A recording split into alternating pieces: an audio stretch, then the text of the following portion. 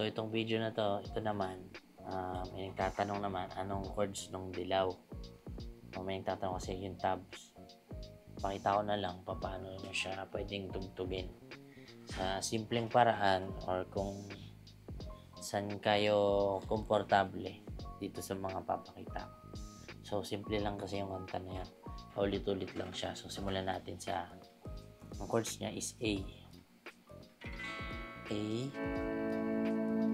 Teka. Yung timpla lang palagi yung magagamit natin dito. Yan. A. A. E. Tapos, F sharp minor. Tapos D. Tapos, yan. Yung intro naman, base naman sa naririnig ko, dito siya. Power chord sa A.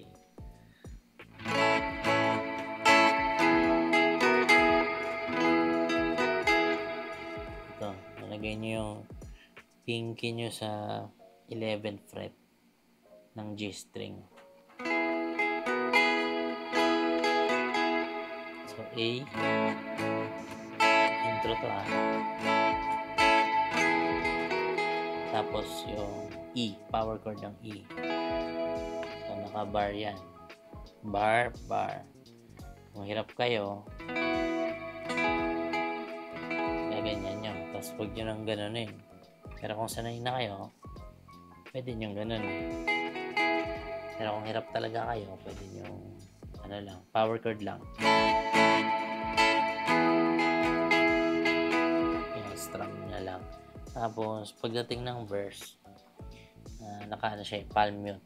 Yung pagsabing palm mute, itong palm nyo, kapatong nyo sa dito, banda dito. Depende sa inyo eh. Ako kasi madalas pa nagpapatong. Nandito na halos sa may bridge niya. Yan, pinaka-saddle niya. Kapatong ng ganyan. Tapos, yan. Parang yun yung verse niya eh.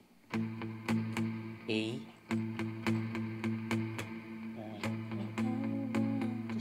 E. F sharp minor.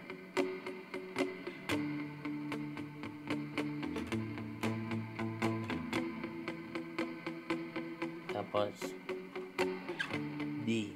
A, E, F sharp minor, D. Tapos, yun, paulit-ulit lang siya hanggang matapos. So, yan, palm mute ka lang sa simula. Tapos, tawag nito, pagdating sa chorus, yan, magkakaskas ka na pwede ka na mag-open chord lang. Ay, hindi ka naka-palm mute, yung pala ibig sabihin. So, kaskas ka lang. Tapos E. Ganun pa rin yung chords. Tapos yung D. Yan. Yung D, diba? Ganyan. Naka-bar. Gawin nyo, alisin nyo lang yung, yung isa. So, kung lalagyan nyo lang, ito, tsaka to. Bar kaya. Tapos sa E naman, yan. Naka-bar kaya itong tatlo. D string, G string, B string. Yan, naka-bar kayo naman. F sharp minor. F sharp minor. Yan, 9th fret. F sharp. Tapos 11th fret. Yan. Tapos yung B string dito sa 10th fret. Yan, pwede nyo realisin to. Medyo maganda yung tunog. Tapos yan, D.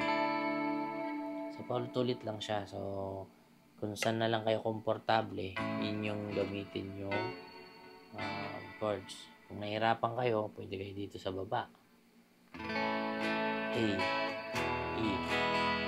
Tapos, imbis na ganitong F sharp minor, pwede nyo yung tatlo. E string, 2nd fret. D string, 2nd fret. G string, 2nd fret. Tapos, open yung baba. Open lang to. So,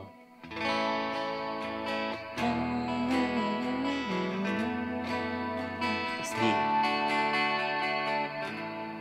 Pwede rin kayong A na nakatanggal to, baba. So, yung dalawa lang na yan. Pwede rin kayong dyan na rin mag-palm yun.